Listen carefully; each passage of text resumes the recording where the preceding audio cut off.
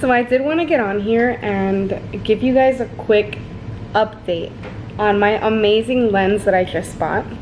So I did tell you guys that I bought the Sigma 30mm, you know, f1.4 lens for the Sony E-mount cameras. I currently own a Sony A6000 camera, and this camera and this lens are a match made in heaven. They work perfectly together. Every feature for the Sony camera works on this lens, like the eye autofocus and the face detection. It all works on here. This lens is so sharp. Like, you can see everything with this lens. It's amazing, and it works way better than the Sony lens that I had on my camera, which I still do love very much for portraits, but this one is so much better.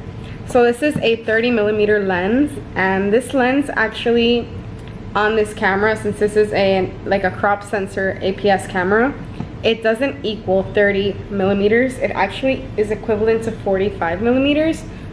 So to somebody who doesn't know about cameras, what that means is that 30mm is a lot more wide, but on a crop sensor, because it's not a full frame camera, it does equal about 45mm, which means what we see is equivalent to about 50mm.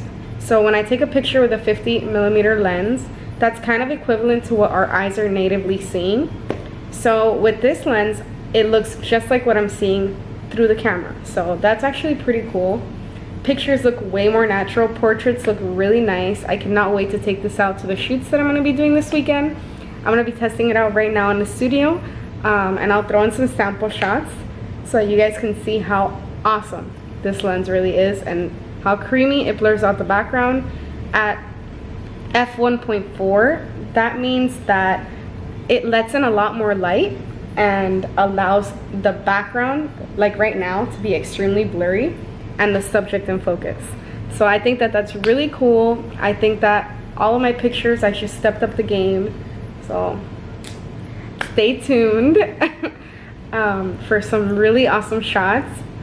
Hope you guys like this video. I know it's kind of short, but I'll make a more in-depth review once I start playing with the lens a little more and get you guys more sample photos to follow that. So thanks for sticking along.